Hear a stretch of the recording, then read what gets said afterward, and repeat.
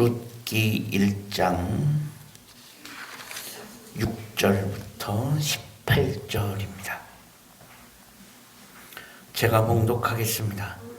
그 여인이 모압 지방에서 여호와께서 자기 백성을 돌보시사 그들에게 양식을 주셨다 함을 듣고 이에 두 며느리와 함께 일어나 모압 지방에서 돌아오려 하여 있던 곳에서 나오고 두 며느리도 그와 함께하여 유다 땅으로 돌아오려고 길을 가다가 나오미가 두 며느리에게 이르되 너희는 각기 너희 어머니의 집으로 돌아가라.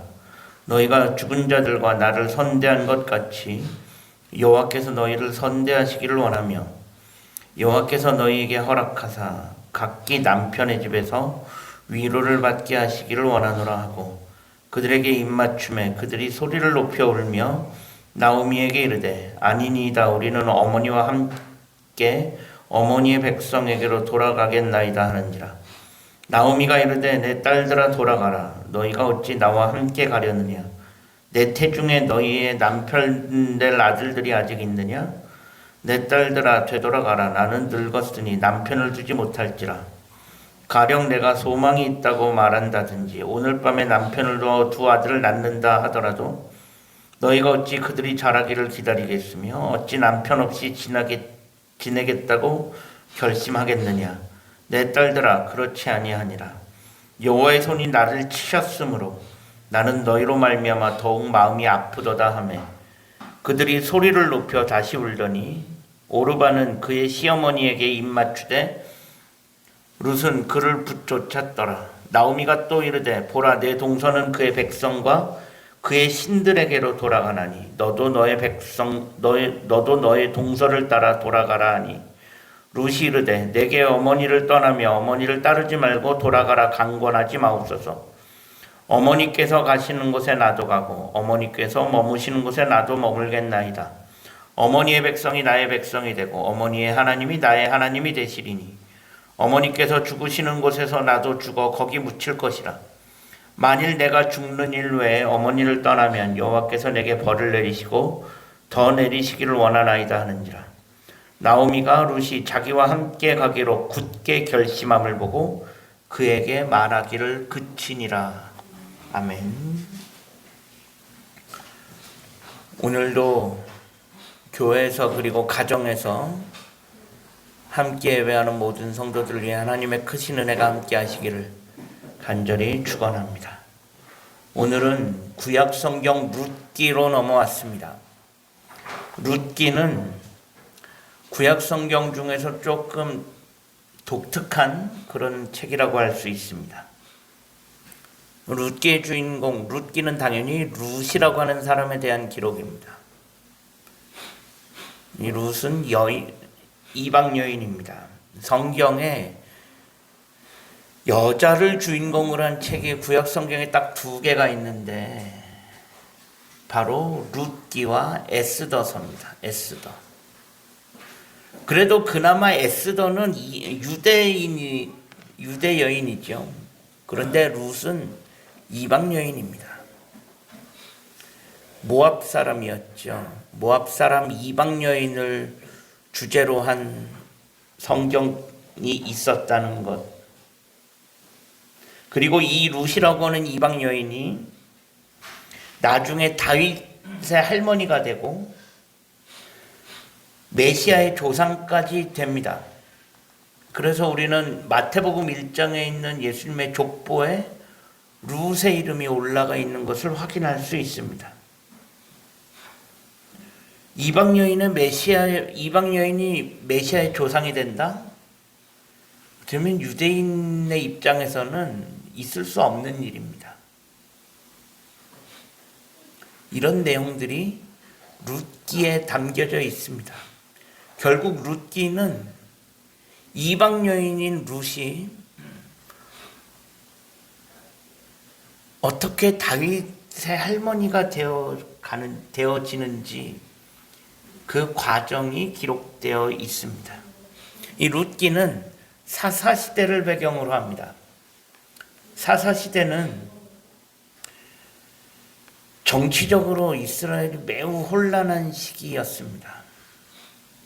여호수아가 가나안 땅 정복을 마무리한 후에 여호수아가 죽습니다. 근데 문제는 여호수아가 죽은 이후에 이스라엘은 여호수아의 뒤를 이을 만한 지도자가 없었습니다. 그래서 소위 사사라고 하는 사람들이 일어나서 이스라엘을 다스리기 시작합니다. 이 사사는 왕도 아니고 되게 독특합니다. 이런 직책은 사실 이스라엘이라고 하는 나라에서만 볼 수 있었던, 세계적으로 유래를 찾아볼 수 없는 아주 독특한 직책이 바로 사사입니다. 왕도 아니고 그렇다고 선지자도 아니고, 뭐라고 한마디로 이야기하기 되게 애매한데, 어쨌든 여호수아가 죽은 이후에 이스라엘은 사사가 다스리기 시작하는데 총 12명의 사사가 이스라엘을 다스리게 됩니다. 이 사사가 다스리던 이 사사 시대는 요즘 말로 하면 무정부 시대입니다. 무정부 시대의 극심한 혼란기가 바로 사사 시대였다라고 이해하시면 되겠습니다. 이 사사 시대에 베들레헴에 엘리멜렉과 나옴이라고 하는 두 부부가 있었습니다. 이 두 부부가 베들레헴 사람인데, 베들레헴에 극심한 기근이 듭니다. 그래서 어떡하냐, 이 두 사람이 2명의 아들을 데리고 모압 땅으로 이주를 합니다. 이유는 단 하나입니다. 베들레헴에 먹을 것이 없으니, 베들레헴에 먹을 것을 찾아 떠난 거예요. 그런데 문제는 뭐냐, 이 모압 땅은 당연히 이방 땅입니다. 이방인들이 사는 곳이고, 이 모압은 예전부터 요단 동편에 있었던 에돔, 암몬, 모압, 아모리 등등 이 족속들은 예전부터 이스라엘을 지속적으로 괴롭혀왔던 그런 나라이기도 합니다. 그런데 베들레헴에 기근이 들자 이 엘리멜렉과 나옴이라고 하는 사람들은 2명의 아들을 데리고 모압으로 이주를 합니다. 그렇게 모압 땅에서 정착하면서 살게 됩니다.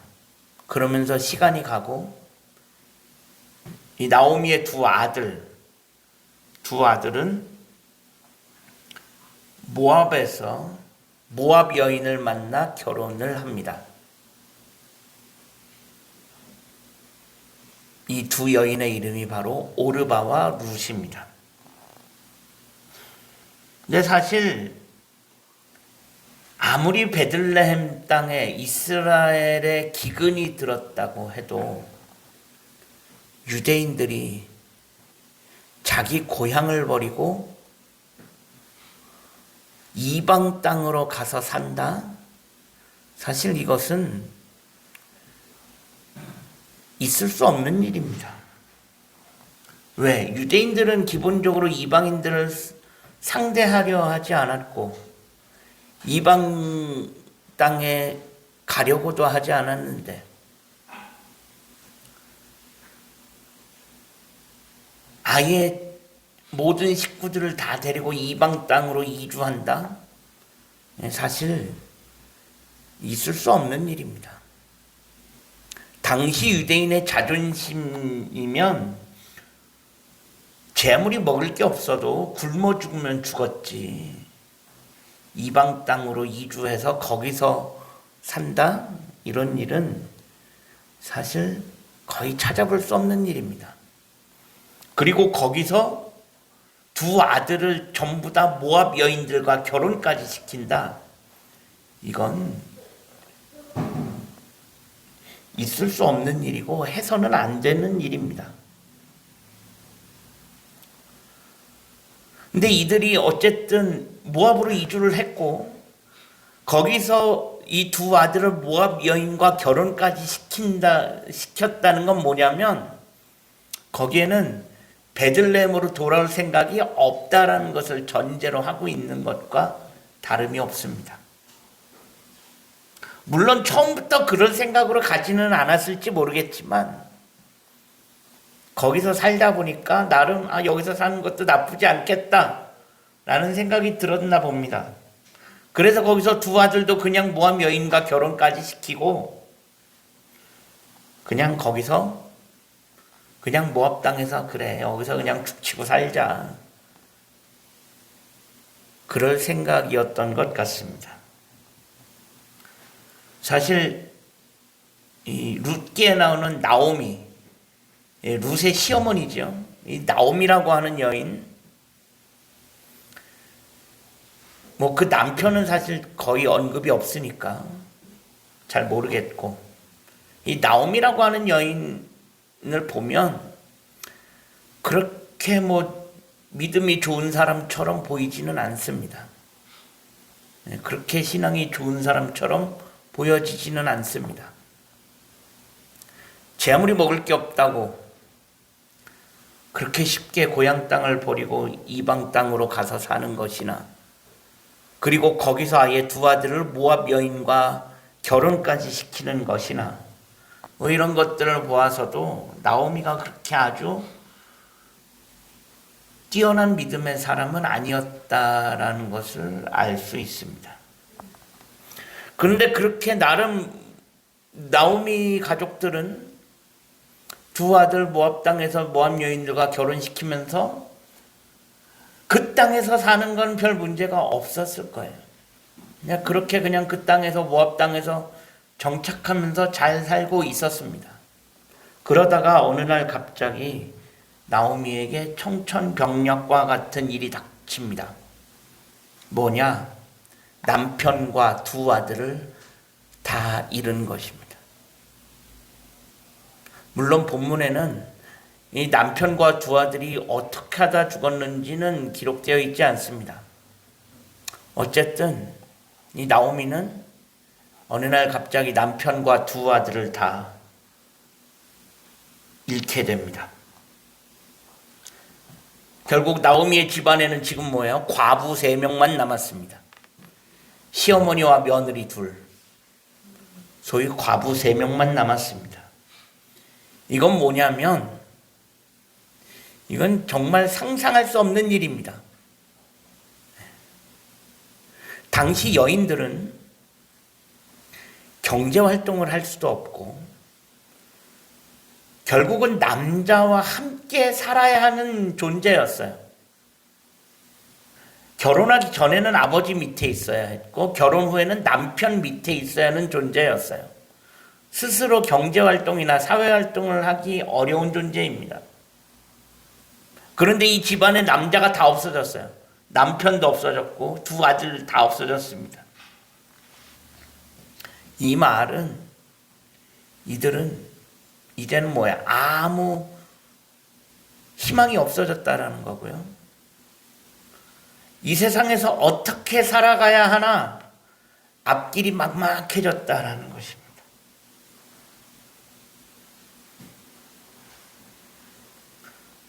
희망이 없어졌어요. 결국 이 상황에서 나오미가 선택한 것은 뭐냐? 안 되겠다. 베들레헴으로 돌아가자. 모압 땅에서 살 수가 없어요. 아무래도 남편과 두 아들을 잃은 땅이니까 이 땅에서 살기 싫었을 수도 있고요. 그리고 오늘 우리가 읽지는 않았지만 룻기 1장 1절부터 5절에 보니 베들레헴에 기근이 들어서 모압으로 이주했는데 베들레헴의 기근이 풀렸다는 소식도 들었어요. 베들레헴에 가면 먹을 것도 있겠구나 싶으니까 뭐예요? 나오미는 어차피 지금 모압에 있을 수 없어요. 남편과 아들들이라도 있으면 모를까? 남편 두 아들 다 잃었는데 이방 땅에서 계속 사는 게 사실 쉽지 않았을 것이기에 다시 자기 고향 베들레헴으로 돌아가기로 합니다. 이런 상황에서 이 두 며느리들이 어떡하냐?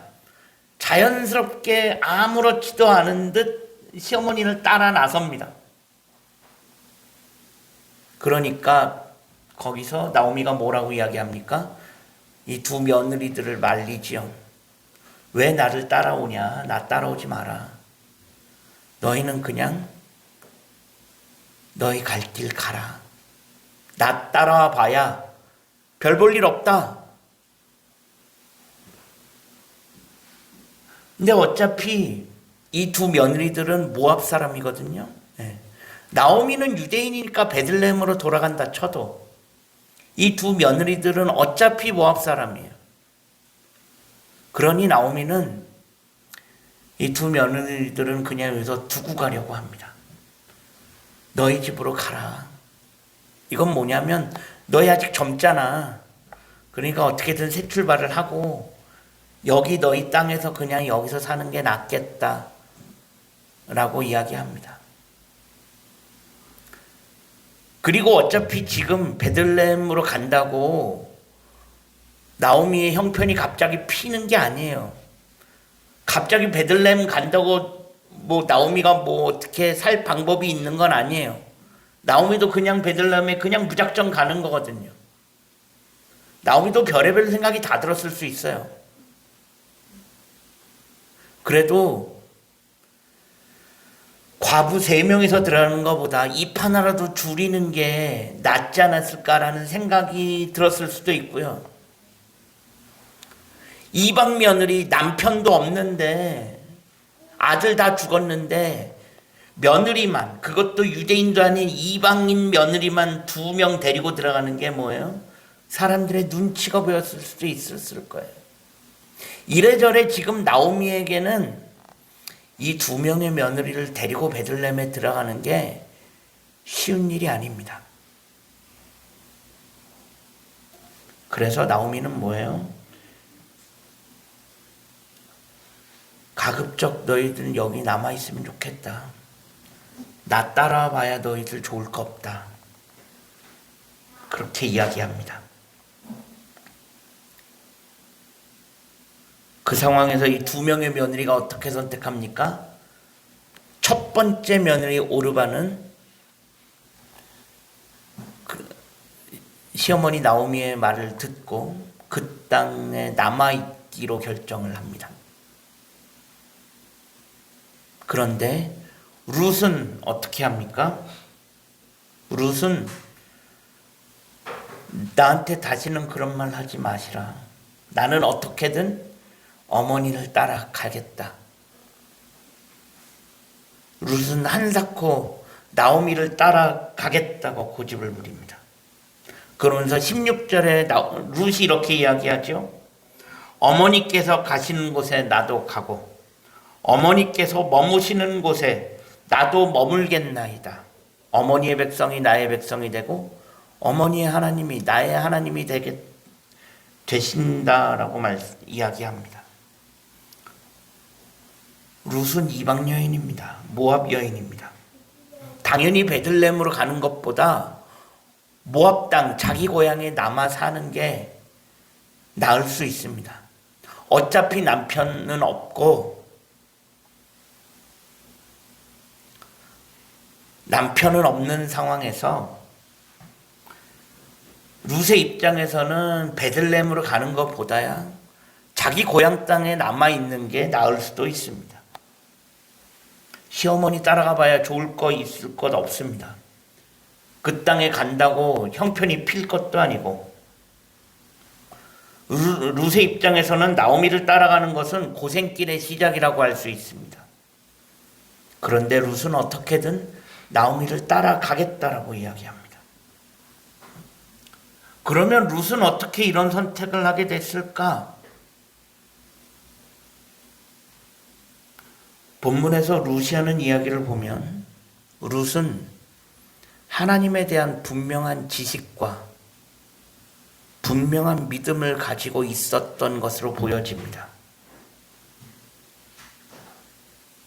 모압 여인인 룻이 그럼 어떻게 이런 믿음을 가지게 되었을까? 나오미라고 하는 시어머니 아래에 있으면서 하나님을 알고 하나님을 믿게 되었을 터인데, 근데 사실 나오미는 그렇게 썩 신앙이 좋아 보이지 않는데, 오히려 그 밑에 있었던 모압 여인, 모압 며느리 룻이 시어머니 나오미보다 더 훌륭한 신앙을 가지게 되었다는 것, 그것이 어떻게 보면 하나님의 은혜일 수 있습니다. 결국 오늘 본문에서 오르바와 룻의 선택은 어느 누구도 등 떠밀지 않았습니다. 본인들이 선택한 것입니다.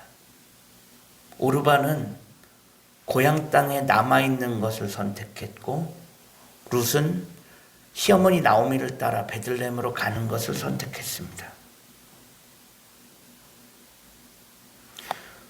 오르바가 모압 땅에 남기로 한 선택, 이 선택은 무엇을 의미하느냐? 그것은 모압 사람들이 섬기는 신을 선택한 것이다라는 것과 같은 의미입니다. 그래서 오늘 본문 15절에도 나오미가 이야기합니다. 그의 신들에게로 돌아가나. 그러니까 나오미도 알고 있었어요. 이 두 며느리들이 여기에 모압 땅에 남는 건 뭐냐면 모압 사람들이 섬기는 신, 그 신들에게도 돌아가는 것임을 나오미도 알고 있었습니다. 그럼에도 불구하고 나오미는 그 며느리들 여기 남아있으라 그러는 거예요. 나오미가 그거를 알았다면 나오미는 여기 남아있으라고 이야기하면 안 됩니다.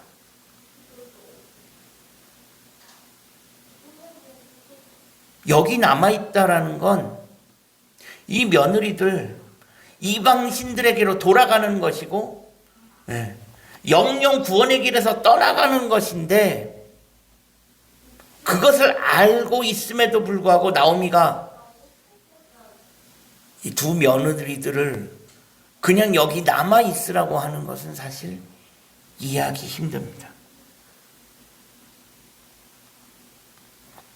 어쨌든 오르바는 뭐예요? 오르바는 모압 땅에 남아있기로 합니다. 이것은 바로 그냥 모압 신을 선택한 것입니다. 그런데 룻은 무엇을 선택합니까? 룻은 시어머니 나오미 따라서 베들레헴으로 가겠다라고 선택합니다. 이것은 모압 신이 아닌 하나님을 선택한 것입니다. 쉽고 편안한 것을 생각한다면 당연히 모압 땅에 남아있는 것이 맞습니다. 그것이 편안한 길이고 그것이 쉬운 길입니다. 하지만 룻은 베들레헴으로 가기로 합니다. 이것은 뭐예요? 지금까지 익숙한 것, 나에게 편안한 것, 그것을 다 버리고 베들레헴으로 가겠다라는 것입니다. 그것은 앞으로 자신이 베들레헴 땅에 가서 어떤 어려움이 닥치든지 간에 그런 모든 어려움과 고통까지 다 감수하겠다라는 것입니다. 룻은 베들레헴으로 돌아가면 처음부터 다시 시작해야 합니다.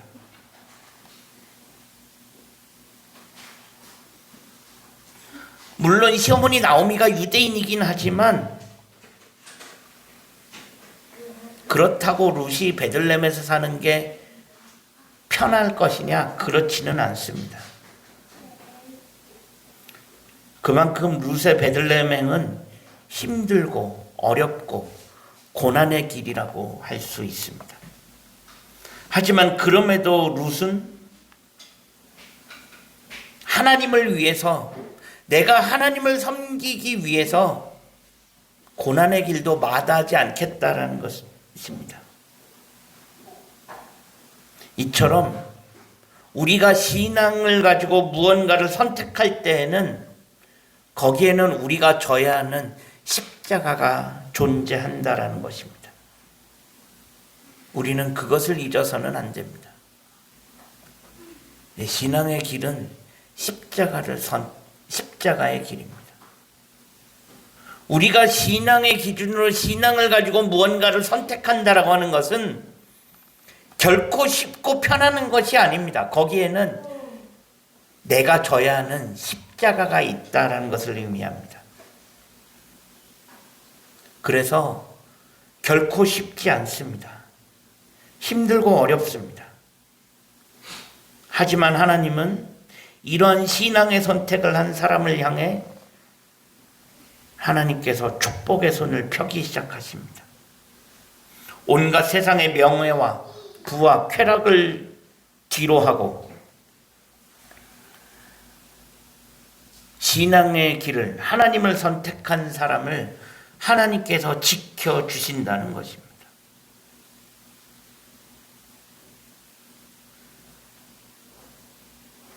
이러한 선택 속에는 하나님을 진실로 사랑하며 세상의 그 어느 것보다 하나님을 더욱 존귀하게 여기겠다는 룻의 그 마음과 그의 믿음이 담겨져 있었습니다. 그래서 그가 유대 땅에서 베들레헴으로 가서 사는 것이 쉽지는 않았지만 나중에 하나님께서 룻을 창대하게 하셔서 그가 다윗 왕의 할머니가 되어지는 그런 역사가 일어난 것입니다.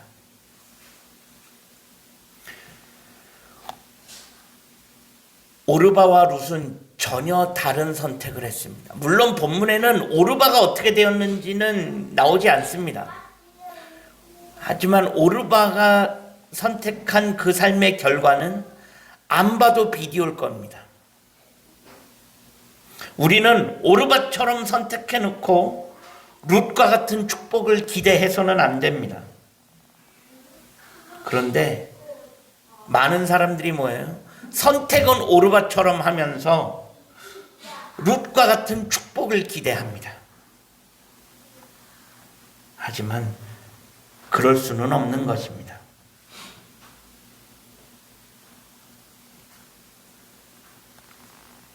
인생이라고 하는 밭에는 수많은 엉겅퀴와 가시덤불이 자라나기도 합니다. 하지만 그럼에도 불구하고 믿음의 사람은 그 안에서도 풍성한 열매를 수확할 수 있게 되어집니다.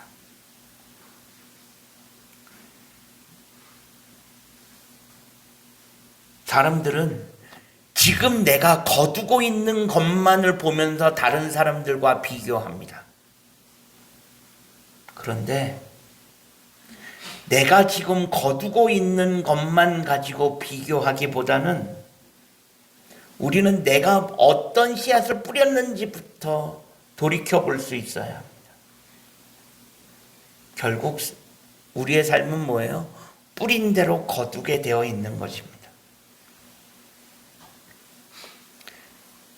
내가 지금 거두고 있는 것은 결국 뭐예요? 내가 그것을 심었기 때문입니다.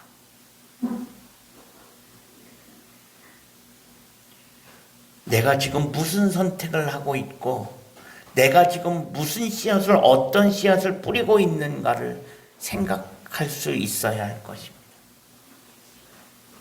우리는 지금 무슨 씨앗을 뿌리면서 살아가고 있습니까? 우리는 지금 무슨 선택을 하면서 살아가고 있습니까?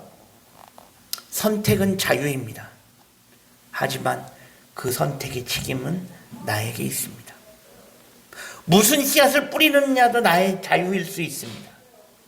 하지만 무슨 씨앗을 뿌리는가, 그거에 따라서 내가 무엇을 거두는지가 결정되어진다는 것입니다.